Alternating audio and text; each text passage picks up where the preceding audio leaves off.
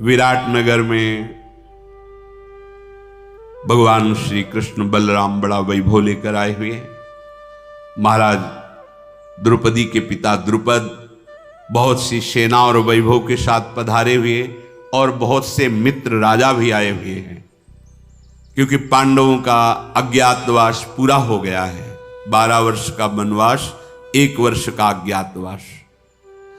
अभिमन्यु जी का विवाह उत्तरा जी के साथ हुआ, जिनसे जगत मंगल करने वाले महाभागवत परीक्षित जी का प्रादुर्भाव हुआ। परीक्षित जी से ही श्रीमद् भागवत का श्रवण का भाव प्रकाशित हुआ। भगवान सुखदेव जी ने सुनाया। अभिमन्यु और उत्तरा, इन्हीं की कृपा से समाज को परीक्षित जैसे महान धर्मात्मा राजा का शासन प्राप्त हुआ, जो कलयुग पर भी शासन करने की सामर्थ्य रखते थे। रात्रि में सब विश्राम किए, प्रातः काल जगे और सब विराट की सभा में उपस्थित हुए। मत्स्य देश के अधिपति विराट, इनकी सभा अत्यंत सुंदर सजाई गई थी, क्योंकि सब निमंत्रण किए गए थे, तो ये सब महान महान पधारे थे। मणियों, मोती, मूंगे, इनकी सब झालरें लगी हुई हैं। फर्श और दीवार उत्तम रत्नों से बनी हुई है। सभा भवन बहुत सुंदर है। उसमें यथायोग्य सिंहासन विराजमान है, जहां जगमग जगमग मणियों की कांति हो रही, सुगंधित पुष्पों की मालाओं से बंधनवार सजाया गया है। सब नरपति आकर के वहां विराजमान हो रहे हैं। सबसे पहले वयोवृद्ध महाराज विराट और द्रुपद अपने आसन पर आसीन हुए। फिर समस्त भूतपतियों में माननीय श्री वसुदेव जी के साथ भगवान श्री कृष्ण और बलराम इस सिंहासन पर विराजमान हुए। पांचाल राज द्रुपद जी के पास ही शिनी वंश के श्रेष्ठ वीर सात्यकी, ये महाबलवान है। रोहिणी नंदन भगवान बलराम जी, मत्स्यराज विराट के अत्यंत निकट भगवान श्री कृष्ण, उनके अत्यंत निकट धर्मराज युधिष्ठिर का सिंहासन। राजा द्रुपद के सब पुत्र भीमसेन, अर्जुन, नकुल, सहदेव, प्रद्युम्न, शांब, विराट के पुत्रों सहित अभिमन्यु, द्रौपदी के सभी पुत्र स्वर्ण जटित सिंहासनों पर समान विराजमान हुए। द्रौपदी के 5 पुत्र पराक्रम, सौंदर्य और बल में अपने पिता पांडवों के समान ही थे, वो भी सिंहासन पर विराजमान हुए। इस प्रकार ये बड़े बड़े महावीर परम प्रतापी जन जब अपने अपने आसनों पर बैठ गए, तब भगवान श्री कृष्ण चंद्रजू पांडवों के कार्य के लिए खड़े हुए सिंहासन में और कहा, सम नरेश मेरी बात को सुने, जो सार गर्भित है और उत्तम फल देने वाली है। उपस्थित राजाओं, सबको मालूम होना चाहिए कि सुबल पुत्र शकुनी ने द्यूत सभा में कपट पूर्वक धर्मराज युधिष्ठिर को परास्त किया, इनका राज्य अपहरण कर लिया और जुए में शर्त रखी गई कि जो अब की बार हारेगा वो 12 वर्षों तक वनवास और 1 वर्ष तक अज्ञातवास करेगा। पांडव सदा सत्य और धर्म पर आरूढ़ रहते हैं। सत्य ही इनका रथ है। इनमें वेग पूर्वक समस्त भूमंडल को जीत लेने की सामर्थ्य है। फिर भी इन महावीरों ने, जानते हुए कि मेरे साथ छल कपट किया गया है, 12 वर्ष तक वनवास का दुख भोगा, 1 वर्ष तक अज्ञातवास में, जो इनको नहीं करना चाहिए वो दासत्व करके। बड़ा ही उग्र बात है, बड़ी कठोर बात है कि जो चक्रवर्ती सम्राट रहा हो वो एक दास की तरह वहां रहे। 13वां वर्ष इनका पार करना बहुत ही कठिन था। अज्ञात रूप में इन महात्माओं ने हर क्लेश सहते हुए उसको बिताया। अब ध्यान देने योग्य बात है कि अपनी कुल परंपरा से प्राप्त हुई राज्य की अभिलाषा से इन वीरों ने 12 वर्ष का वनवास, 1 वर्ष का अज्ञातवास पूरा किया। अब चाहिए युधिष्ठिर को ये धर्म पूर्वक अपने राज्य पर अधिकार करे। यदि दुर्योधन नहीं देता तो फिर युद्ध करें। आप लोगों का क्या विचार है? या कोई आप ऐसा मार्ग ढूंढें जो धर्मानुकूल हो, न्यायानुकूल हो, यश की वृद्धि करने वाला हो और युद्ध ना हो। महाराज युधिष्ठिर तो इतने संतोषी हैं कि अगर इनको एक छोटा सा गांव भी मिल जाए तो ये पांचों भाई अपने परिकर सहित रह के गुजारा कर लेंगे, युद्ध नहीं करेंगे। पर हम आपको बता देते हैं कि दुर्योधन इतना दुष्ट स्वभाव का है कि वो एक गांव भी देने के लिए तैयार नहीं होगा। आधे राज्य की तो बात जाने दो। कौरव मिथ्या आचरण करने वाले, छल कपट में प्रवीण, पांडव धर्माचरण करने वाले और सत्य में परम प्रवीण। आप लोगों से बात छिपी नहीं है। धृतराष्ट्र के पुत्रों ने बल और पराक्रम से कभी भी पांडवों को न पराजित किया है, न पराजित कर पाएंगे। सुहृदों सहित राजा युधिष्ठिर की अब भलाई होनी चाहिए, क्योंकि बहुत कष्ट पा लिया। पांडवों ने दूसरे राजाओं को जीत करके बहुत सा वैभव एकत्रित किया था। इनका जीता हुआ धन इनको वापस मिलना चाहिए दुर्योधन से। आप लोग अच्छी तरह जानते हैं, कभी अधर्म के द्वारा देवराज इंद्र का पद भी नहीं चाहेंगे महाराज युधिष्ठिर। कौरव इन्हीं के बढ़ाए हुए वैभव से उन्मत्त हो रहे हैं। इसलिए हम सबसे प्रार्थना करते हैं कि आप जो यहां विराजमान बड़े बड़े वयोवृद्ध राजागण हैं, सलाह दीजिए जिससे धर्मराज युधिष्ठिर को पुनः राज्य प्राप्त हो। ये धृतराष्ट्र के पुत्र नम्रता या व्यवहार नहीं जानते। ये पांडवों को मारने का ही फिर प्रयास करेंगे। अगर हम उनसे विनय करें तो वो कमजोर समझकर आक्रमण करेंगे। इसलिए निश्चित उपाय बहुत विचार पूर्वक किया जाए और दुर्योधन का अत्याचार अब पांडवों पर ना हो, ऐसा शासन किया जाए। या फिर शत्रु पक्ष का विचार जानने के लिए आप कोई प्रवीण दूत भेजें। वो दूत जाके वहां अपनी बात रखे महाराज युधिष्ठिर की, फिर उनका क्या विचार है। वो धर्मशील, पवित्रात्मा, कुलीन, सावधान दूत इस बात को समझ के फिर हमें बतावे।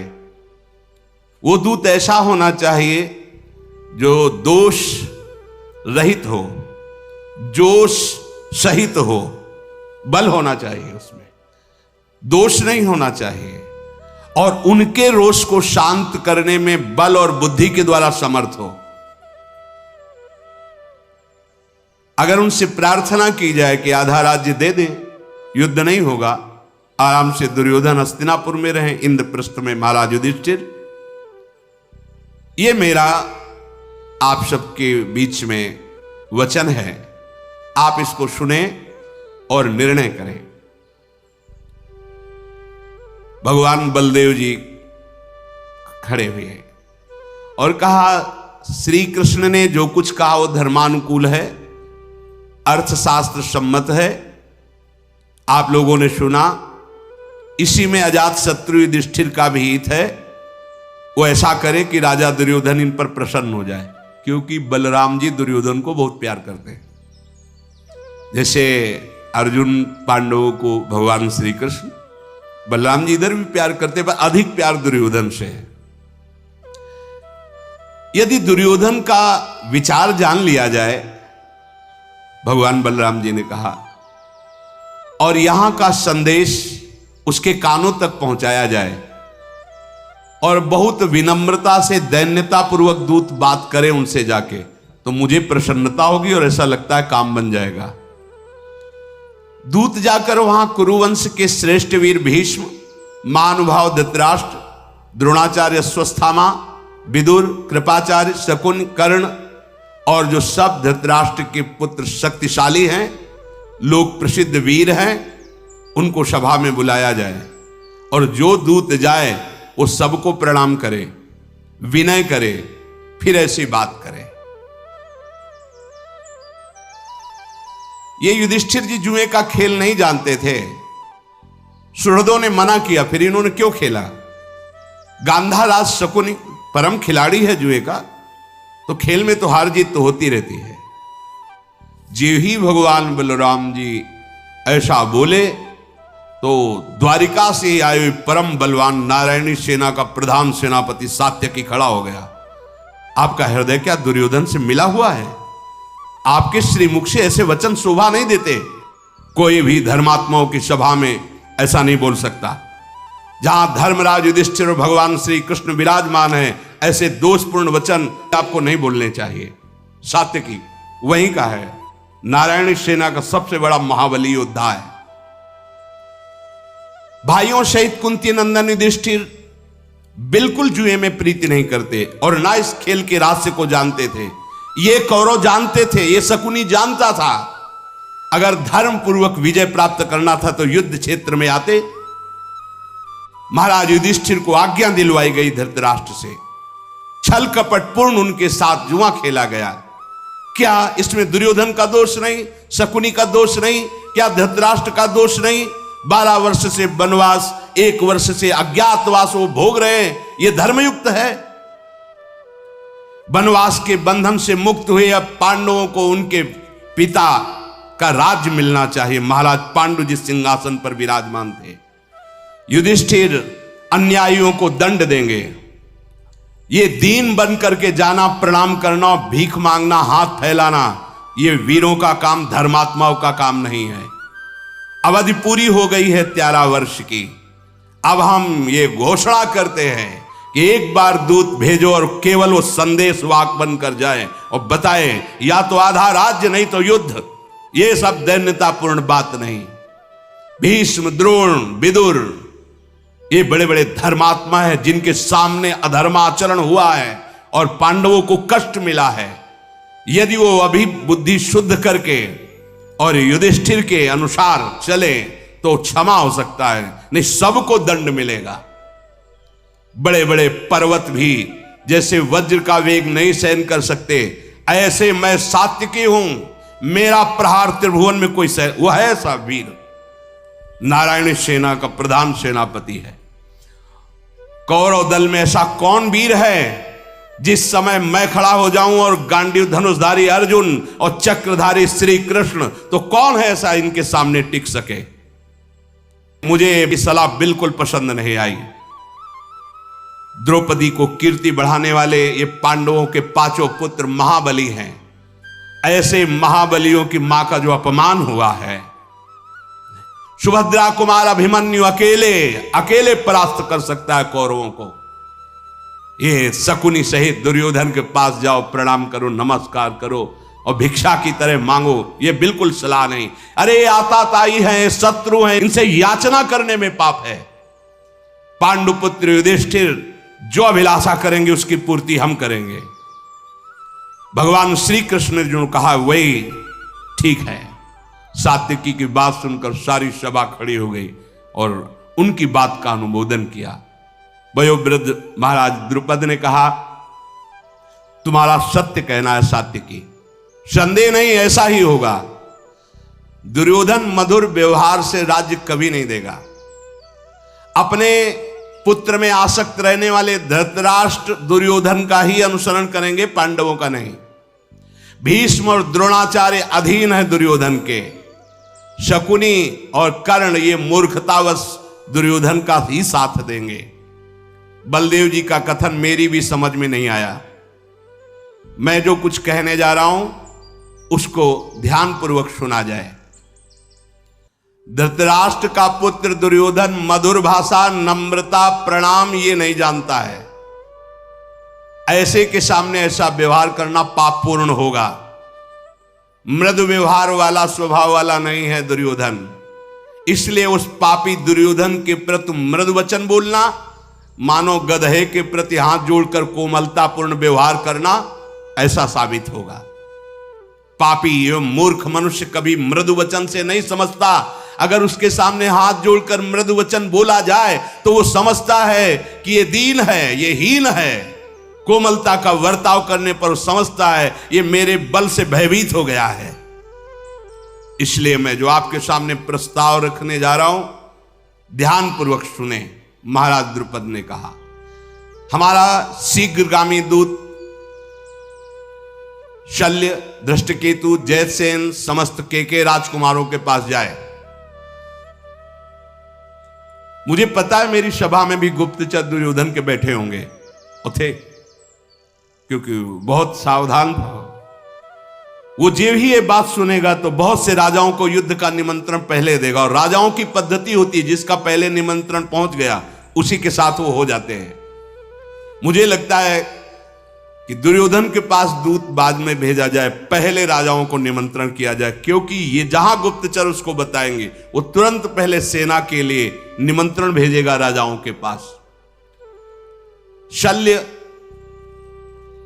आदि जो बड़े बड़े महाबली राजा हैं, शीघ्रगामी घोड़े से दूत जाए, उनको निमंत्रण दें।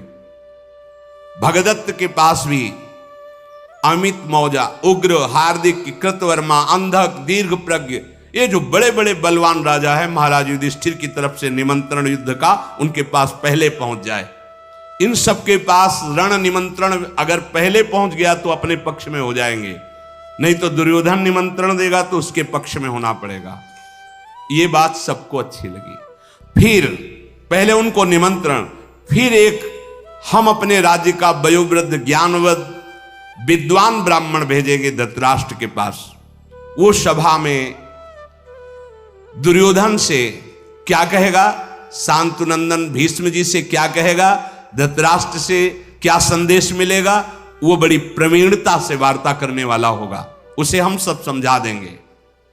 भगवान श्री कृष्ण खड़े हो गए और कहा, महाराज द्रुपद की बात परम सत्य है, ऐसा ही किया जाए। इसी से अमित तेजस्वी पांडुनंदन राजा युधिष्ठिर का अभीष्ट कार्य सिद्ध होगा।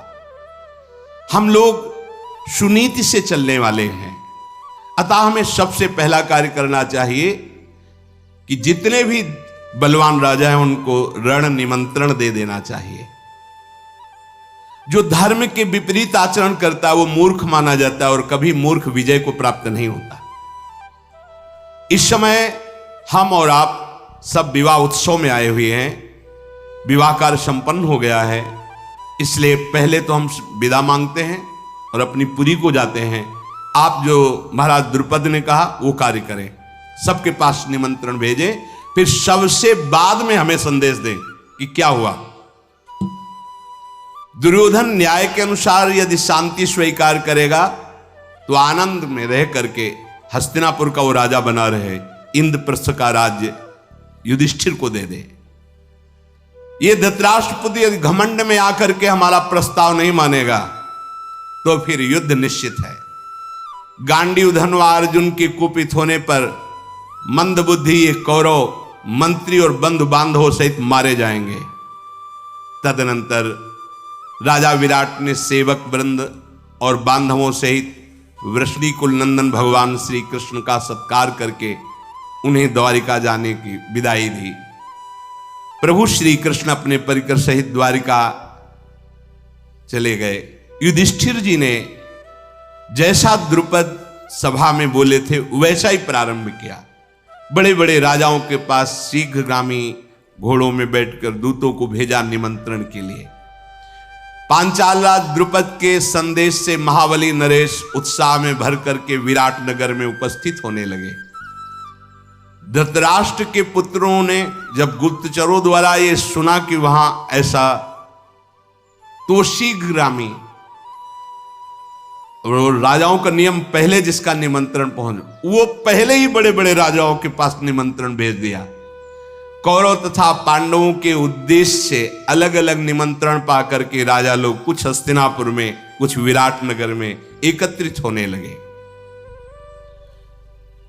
पुरोहित को तैयार करके राजा द्रुपद ने कहा, तुम बुद्धिजीवी हो, शास्त्रज्ञ हो और सबकी भावनाओं को समझने वाले हो, इसलिए तुम सभा में जाना और जाकर के शुक्राचार्य और बृहस्पति के समान जिसकी बुद्धि है, ऐसे विदुर जी, भीष्म जी, इनको सभा में उपस्थित रखना, तभी बात करना।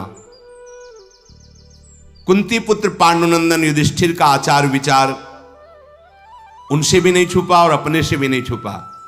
इसलिए धृतराष्ट्र को संबोधन करके बताना कि आपके आज्ञा के अनुसार उन्होंने इतना कष्ट सहा है, अब आपको आधा राज्य कम से कम वापस कर देना चाहिए।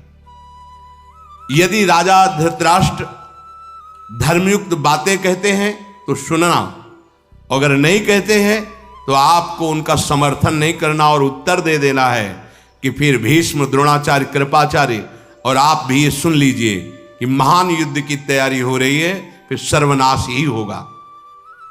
वहां जाने का आपका प्रयोजन है धर्मराज की तरफ से स्पष्ट धर्म का दर्शन कराना और उनकी अधर्म वृत्तियों को पढ़ करके यहां सूचना देना। तुम में कोई भय नहीं होना चाहिए, क्योंकि आप वेदवेत्ता ब्राह्मण हैं और दूसरे दूत कर्म में हैं, तुम वहां मारे नहीं जाओगे, इसलिए भयभीत मत होना। द्रुपद के द्वारा इस प्रकार अनुशासित होकर के वो पुरोहित हस्तिनापुर को गया। पांडवों के हित के लिए अपने ब्रह्मचारी शिष्यों के साथ कौरव की राजधानी में पधारा। पुरोहित को हस्तिनापुर भेज करके यत्र तत्र राजा जो आ रहे थे युद्ध के लिए उनका सम्मान करने लगे। अर्जुन ने सोचा कि दुर्योधन को जो ही सूचना मिलेगी वो द्वारिका पहुंचेगा, प्रभु यहां से चल दिए, मुझे जाना चाहिए। धनंजय द्वारिका की तैयारी की। मधुकुल नंदन श्री कृष्ण और बलभद्र सैकड़ों वृष्णी, अंधक, भोजवंशी यादवों के साथ द्वारिकापुरी पहुंच चुके थे। राजा दुर्योधन को जब गुप्तचरों द्वारा पांडवों की इन चेष्टाओं का पता लगा और यह पता लगा कि भगवान विराटनगर से द्वारिकापुरी चले गए हैं, तब उसने वायु के वेग के समान घोड़े पर बैठकर छोटी सी साथ में अंगरक्षक सेना लेकर द्वारिकापुरी की यात्रा की। कुंती कुमार पांडुनंदन अर्जुन भी उसी दिन द्वारिकापुरी में पहुंच चुके। ये दुर्योधन द्वारिका में पहुंच करके पता लगाया तो प्रभु अपने शयन गृह में शयन कर रहे थे। तब ये सोए हुए भगवान द्वारिकाधीश के समीप गया और एक आसन प्रभु के सिरहने घसीट करके वहां बैठ गया। आसन को, सिंहासन को प्रभु के सिरहाने, अभिमानी है ना, सिरहाने रख दिया। उनके सिरहाने की ओर सिंहासन रख करके बैठ गया। उसी समय किरीटधारी महाबली अर्जुन प्रवेश हुए, देखा प्रभु शयन कर रहे हैं तो हाथ जोड़े हुए चरणों में सर झुकाए हुए खड़े रहे। वो सिंहासन में पीछे बैठे। इतना अंतर है। जब प्रभु जगे तो जो जग के उठेगा तो सबसे पहले सामने दृष्टि जाती है, तो देखा हाथ जोड़े हुए चरणों के पास अर्जुन खड़े हैं। जे ही जगह तो दुर्योधन ने पीछे से कहा प्रणाम, मैं भी आया हूं। तब प्रभु ने देखा कि वो पीछे सिंहासन पे। हाँ, तो आप दोनों के आगमन का कारण? दुर्योधन ने कहा माधव, पांडवों के साथ हमारा युद्ध होगा, पक्का है, क्योंकि मैं मानने वाला नहीं हूं और मैं आपसे सहायता मांगने आया हूं। आपको मैं और अर्जुन दोनों एक ही जैसे प्यारे हैं, मुझे पता है। मधुसूदन, मैं आपको प्रणाम करता हूं और आपको अपने पक्ष में लेने के लिए आया हूं। देखो, आप श्रेष्ठ पुरुष का आचरण करना भगवान को सिखा रहा है। श्रेष्ठ पुरुष का आचरण करना सबसे पहले जो आता है उसकी बात मानी जाती है, और मैं यहां सबसे पहले आया हूं, बाद में ये अर्जुन आए हैं। जनार्दन, इस समय आपको सत्पुरुषों की बात से तनिक भी विचलित नहीं होना चाहिए, भगवान को समझा रहा है। आपकी, यद्यपि मैं जानता हूं कि अर्जुन की प्रति प्रियता है, पर मैं पहले आया हूं, इसको आप देखते हुए मेरा पक्ष आप स्वीकार करेंगे। भगवान श्री कृष्ण ने कहा दुर्योधन, इसमें संदेह नहीं कि आप पहले आए होंगे, पर मेरी दृष्टि पहले अर्जुन पे पड़ी है, क्योंकि वो सामने खड़े थे। आप पहले आए हैं, मैं इसे नकार नहीं रहा, पर मेरी दृष्टि पहले अर्जुन पर पड़ी है, इसलिए मैं पहले अर्जुन से पूछूंगा, सहायता आपकी भी करूंगा, क्योंकि दोनों आप सहायता के लिए आए हो। शास्त्र आज्ञा है कि पहले जिस पर दृष्टि पड़े वो अधिकारी होता है। दूसरी बात, अर्जुन आपसे छोटे हैं, वो बालक हैं, इस बात से भी पहले अर्जुन की इच्छा पूरी करनी चाहिए। मेरे पास 10 करोड़ भयानक बलशाली गोपगण और विशाल नारायणी सेना है, जो डटकर युद्ध में देवताओं से भी लोहा ले सकती है। एक और तो मेरी नारायणी सेना और 10 करोड़ गोपगण रहेंगे बलवान, और एक तरफ मैं रहूंगा, कोई अस्त्र शस्त्र नहीं ग्रहण करूंगा। अब आप बताओ, दोनों में से कौन क्या लेगा? एक तरफ मैं रहूंगा निहत्था, कोई अस्त्र शस्त्र नहीं, और एक तरफ 10 करोड़ गोप बलवान और नारायणी सेना मेरी रहेगी। दोनों में से अर्जुन बोलो, पहले तुम्हें क्या चाहिए? तुम पहले चुन लो, क्योंकि धर्म के अनुसार मैंने पहले तुम्हें देखा है और तुम दुर्योधन से छोटे भी हो, इसलिए अधिकार रहे तुम्हारा। बालक का पहले अधिकार होता है अपनी इच्छा की पूर्ति कराना। भगवान श्री कृष्ण के ऐसा कहने पर अर्जुन पुलकित हो गए और कहा, प्रभु मुझे शत्रुहंता नारायणी सेना नहीं, 10 करोड़ गोप नहीं, मुझे सिर्फ आप चाहिए। तुमने सुना है मैं कोई अस्त्र शस्त्र ग्रहण नहीं करूंगा। हां प्रभु, केवल मैं आपको चाहता हूं, आप मेरी तरफ रहेंगे। हे प्रभु, आप जिसकी तरफ हैं, मैं जानता हूं विजय श्री उसी के चरण चूमेगी, क्योंकि आपका एक नाम विजय भी है। दुर्योधन ने कहा, मुझे आप नहीं चाहिए, मुझे सेना चाहिए, जो अस्त्र शस्त्र नहीं ग्रहण करोगे आप नहीं चाहिए, मुझे वो 10 करोड़ गोपगण नारायणी सेना चाहिए।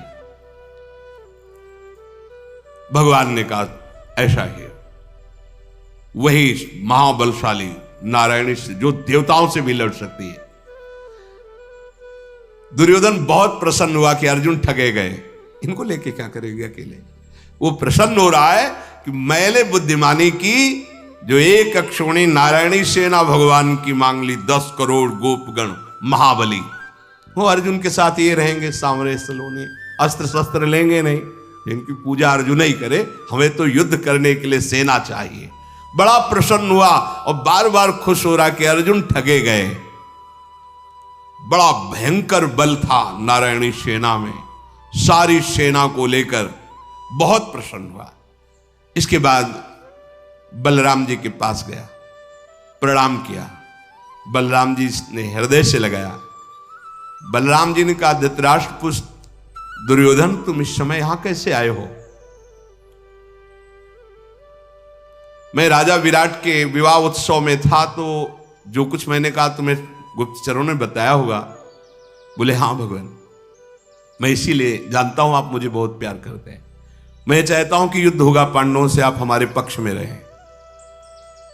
तो उनका मैं बाध्य हूं, जिधर श्री कृष्ण होते हैं मैं उनका विरोध नहीं कर सकता।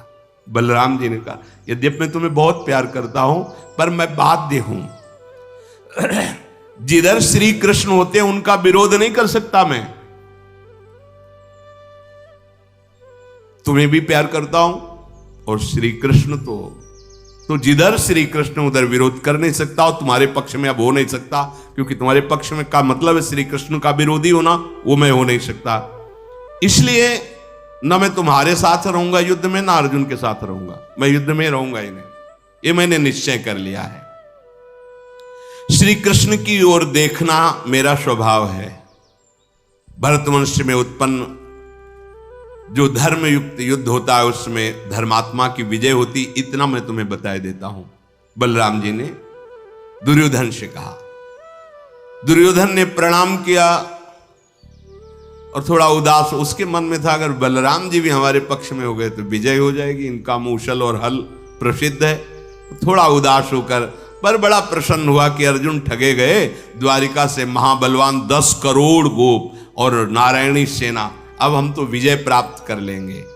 दुर्योधन फिर कृतवर्मा के पास गया, 100 अक्षोणी सेना सहित कृतवर्मा को अपने पक्ष में कर लिया।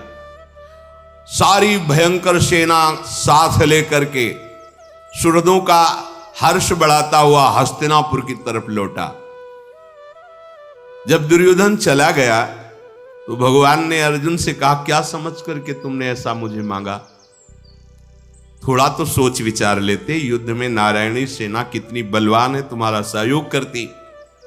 अर्जुन बोले प्रभु अब हमसे आप छुपाव की बात मत करें, मैं जानता हूं आपके एक इशारे से पूरी सृष्टि का विनाश हो जाता है, सृजन हो जाता है, पालन होता है। प्रभु आप कौन हैं, आपकी कृपा से मैं आपको जानता हूं।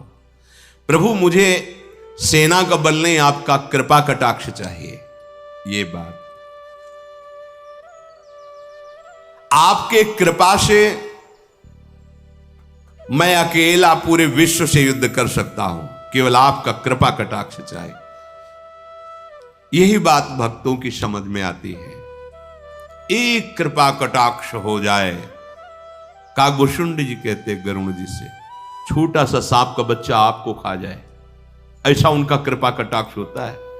मच्छर को ब्रह्मा बना दे, ब्रह्मा को मच्छर बना दे, जड़ को चैतन्य, चैतन्य को जड़, ऐसा उनका कृपा का। मूकम करोति वाचालम पंगुम लंघयते गिरिम यत् कृपा तमहम वंदे परमानंद माधव। बहुत सामर्थ्यशाली कृपा कटाक्ष हरि का है। अर्जुन ने कहा मुझे नारायणी सेना नहीं, आपका कृपा कटाक्ष चाहिए, बस बस।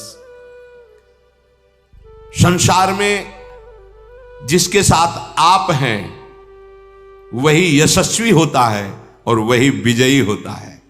ये बात बैठा लो, आप हैं जिसके साथ वही यशस्वी होता है। बिस्तरे सब जग विमल कीरति साधु संगति ना टरे। ये अमृत वचन है। संसार को साथी मत बनाओ, प्रभु को साथी बना लो तो संसार भी तुम्हारे लिए जो दुखालय कहा गया हो आनंदमय हो जाएगा। शास्त्रों में आता है भगवान का भजन करने वाले के लिए 10 दिशाएं मंगलमय हो जाती है। प्रभु मैंने इसलिए आपका वर्ण किया है कि मैं आपको देख देख करके महाबलशाली होता रहूंगा। ये आपको देख देख करके, आपका कृपा कटाक्ष प्राप्त करके मेरी आंतरिक अभिलाषा है कि मैं अपने जीवन रथ को आपके हाथ में समर्पित कर दूं, आप उसके सारथी बन जाए। प्रभु ने कहा चिरकाल की अभिलाषा पूर्ण करूंगा, बाहरी रथ का भी मैं सारथी बनूंगा और तुम्हारे जीवन रथ का भी मैं सारथी बनूं। यही है जीवन का लाभ।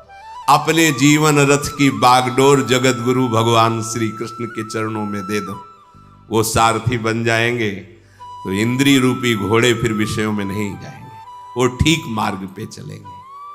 भगवान श्री कृष्ण ने कहा पार्थ जाओ तुम्हारी विजय हो। सुनो अभी युद्ध नहीं हुआ है। भगवान क्या कह रहे हैं, अगर भगवान को लिया है तो वो विजय की आशा में वीरों को लेके जा रहा है और विजय श्री किसके पास हो गई, आ गई। अर्जुन जाओ, अर्जुन शत्रु को परास्त करके विजय प्राप्त करो। और भगवान सच्चिदानंद, इनके वचन अमोघ हैं। हो गई विजय, विजय अब हो गई, युद्ध बाद में होगा। धृतराष्ट्र जी ने पूछा था संजय जी से, संजय मेरे पास 11 अक्षोणी सेना, एक से एक बलशाली, और पांडवों के पास तो 7 अक्षोणी है। वो माना श्री कृष्ण है पर वो अस्त्र शस्त्र तो चलाएंगे नहीं, तो आपको क्या विजय किस पक्ष में लग रही है? मुझे तो लग रहा है मेरा पक्ष बहुत जो 11 कहां 7 कहां 11। और अगर इधर बलवान भी हैं पांडव तो उनको सिखाने वाले द्रोणाचार्य इधर हैं, द्रोणाचार्य गुरु इधर हैं, उनको अंगुली पकड़ के चलाने वाले भीष्म पितामह जी इधर हैं, कृपाचार्य अश्वत्थामा कर्ण आदि बड़े बड़े वीर, विजय किधर है? तो संजय जी ने कहा महाराज मेरी जो दृष्टि में आ रहा है, क्योंकि दिव्य दृष्टि संपन्न भगवान व्यासदेव जी ने संजय जी को किया था कि बैठे बैठे आप पूरा युद्ध का समाचार धृतराष्ट्र को सुनाइए। तो कह रहे थे यत्र योगेश्वरः कृष्णो यत्र पार्थो धनुर्धरा तत् श्री विजयो भूतिर्धुवा नेतिर्मतिर्मम।